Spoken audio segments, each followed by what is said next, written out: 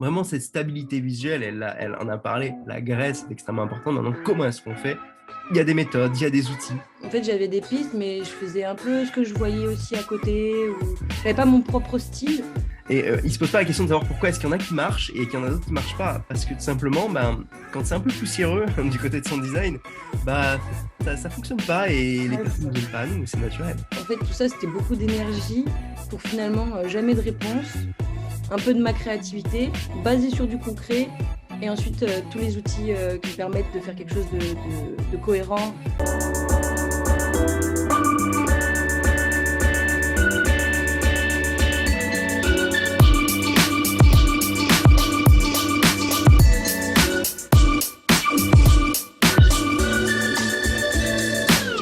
Bienvenue, chers designers, dans cette nouvelle étude de cas. Aujourd'hui, on accueille Margot qui a suivi la formation Logo Maker Skills. Elle va nous expliquer par où elle est passée, quel a été son parcours dans la formation, où est-ce qu'elle en est actuellement professionnellement. On a fait un petit tour notamment de son site et des créations qu'elle a pu réaliser jusqu'ici. Elle a appris pas mal de choses. Margot va nous en parler. Et bien, je vais te laisser te présenter, Margot, dans un premier temps.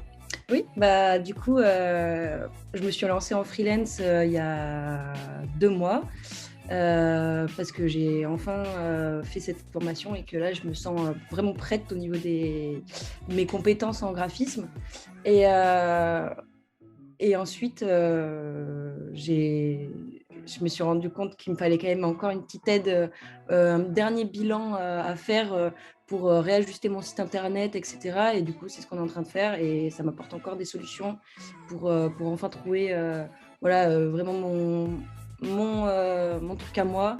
Et voilà, du coup. Yes, yes. Qu'est-ce que, avant d'entrer dans la formation, quels étaient les blocages que tu pouvais rencontrer en termes de création de logotype? C'était quoi? Pourquoi est-ce que tu t'es dit, j'ai besoin de me former en création de logo, en fait?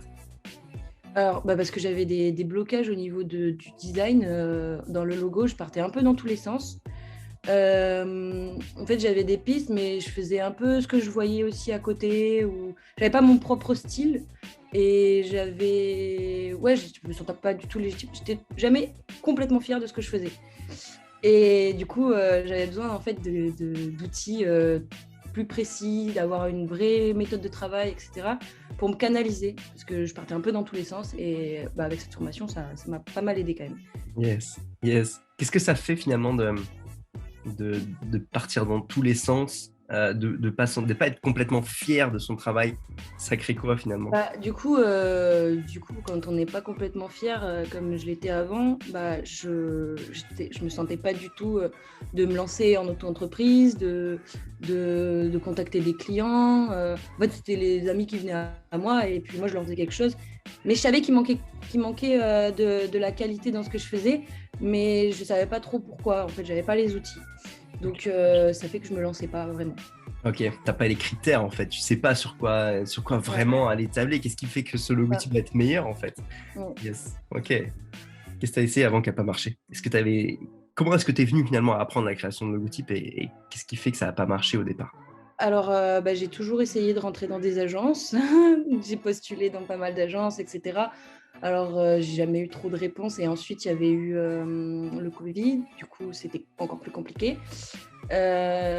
Donc, en fait, tout ça, c'était beaucoup d'énergie pour finalement jamais de réponse. Et je me suis dit, bon, en fait, là, on arrête. On va se qualifier davantage pour que je croie en moi et que je me lance toute seule. Mhm. Voilà. Ok, ok. D'accord. Besoin de Ben, légitimité, et de toute façon, je le dis tout le temps, la légitimité passe par la confiance que vous avez en votre design, quoi. Et si tu n'as pas Exactement, confiance moi. en ton design, derrière, tu peux pas avoir de légitimité. Et puis, de toute Ouais, façon, les ouais, personnes ne raisonneront pas avec ce que tu proposes parce que c'est exactement. pas forcément à la hauteur, quoi. Ok, c'est Ouais. cool. Et c'est bien que tu aies cette prise de conscience parce que il y a de nombreux designers qui rament et qui disent non, mais de toute façon, ça marche pas, le marché, il est saturé, etc. Mais en fait, ils regardent pas ce qu'ils proposent, en fait. Et, Ouais, il se pose pas la question de savoir pourquoi est-ce qu'il y en a qui marchent et qu'il y en a d'autres qui marchent pas. Parce que tout simplement, quand c'est un peu poussiéreux du côté de son design, ça fonctionne pas et les ouais, personnes c'est ne ça. viennent pas à nous, c'est naturel. Ok. Ouais.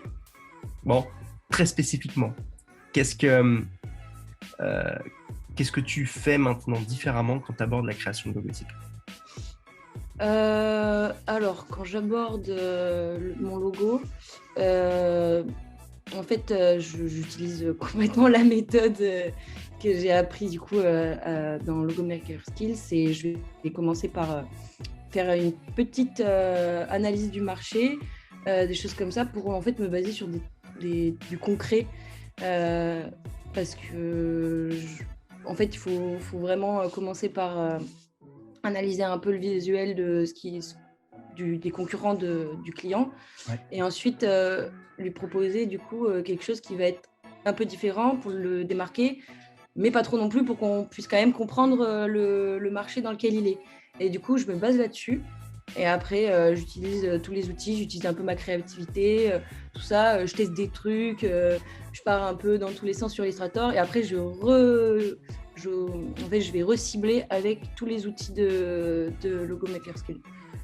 Voilà. Yes, C'est un yes. peu comme ça que je l'aborde, un peu de ma créativité, basée sur du concret, et ensuite tous les outils qui me permettent de faire quelque chose de cohérent, qui fonctionne, et voilà.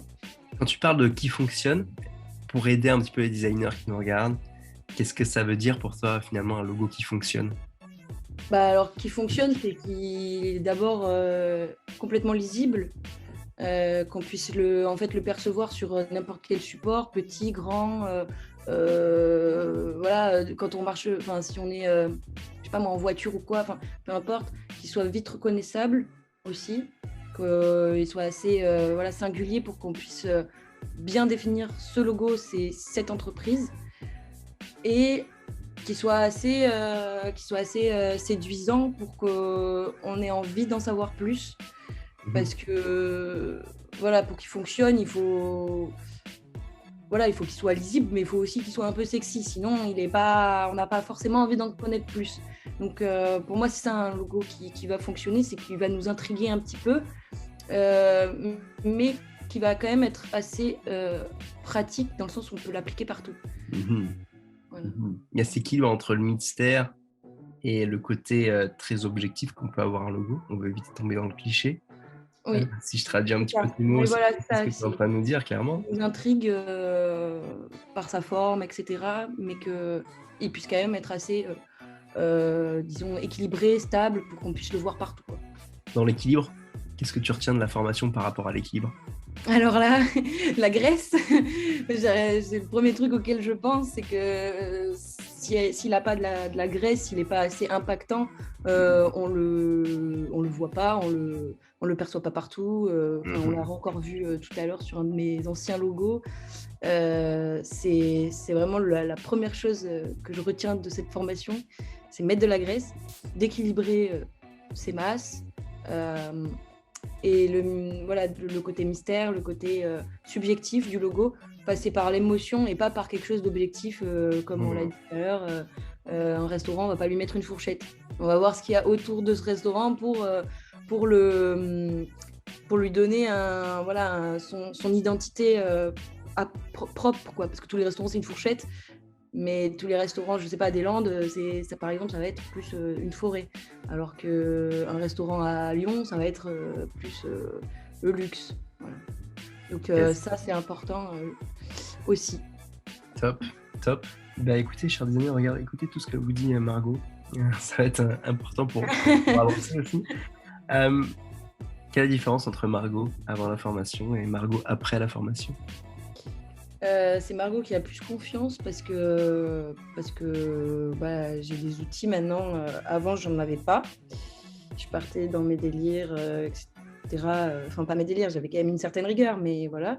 Sauf que là, j'ai vraiment des outils qui me permettent de valider ce que je fais, de m'éclater aussi avec ces outils, parce que c'est une vraie passion. Donc, du coup, d'avoir des outils qui permettent de jouer, ça me permet de prendre plus de plaisir dans ce que je fais, et d'en être bien plus légitime. Voilà, maintenant, ça m'a permis de me lancer, d'avoir confiance en ce que je fais, voilà, et de tout de suite repérer ce que j'ai fait, ce qui est bien, ce que j'ai fait, ce qui est pas bien, voilà, et rebondir tout de suite en reprenant ces outils.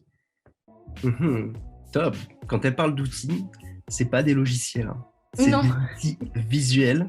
c'est des outils de stabilisation visuelle de nos formes, c'est des outils d'équilibre des masses. Voilà, attends, parce que ceux qui nous regardent vont se dire, ah bon, c'est quoi l'outil que tu utilises pour faire un logo?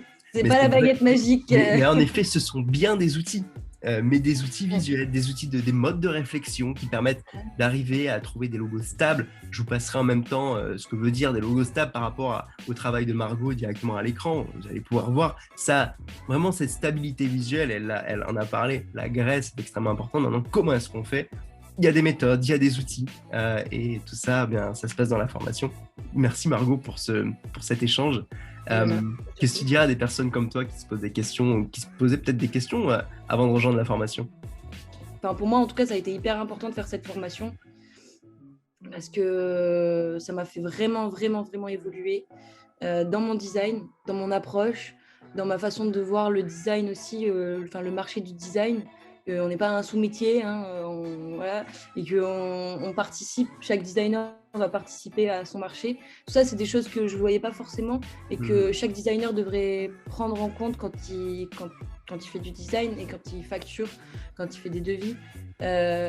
Et du coup, pour ça, c'est vrai que cette formation, elle aide énormément à se sentir légitime, à mettre un prix sur ce qu'on fait, parce qu'on a des outils, des méthodes hyper concrètes qui nous valident tout ça en fait. Top. Bah écoute, je crois que tu as tout dit. Si vous voulez retrouver de la légitimité dans votre design graphique pour devenir un créateur de logos élitiste, percutant, qui a un vrai savoir-faire et qui est prêt du coup à en parler parce qu'il a cette méthodologie, parce qu'on aura validé ensemble la qualité de votre design, on se retrouve directement dans cette formation autour de cette vidéo. Vous savez comment faire. Je vous dis à très vite, chers designers. Merci encore à Margot pour cet échange. Et puis, on se retrouve. Salut tout le monde. Pensez design. Ciao.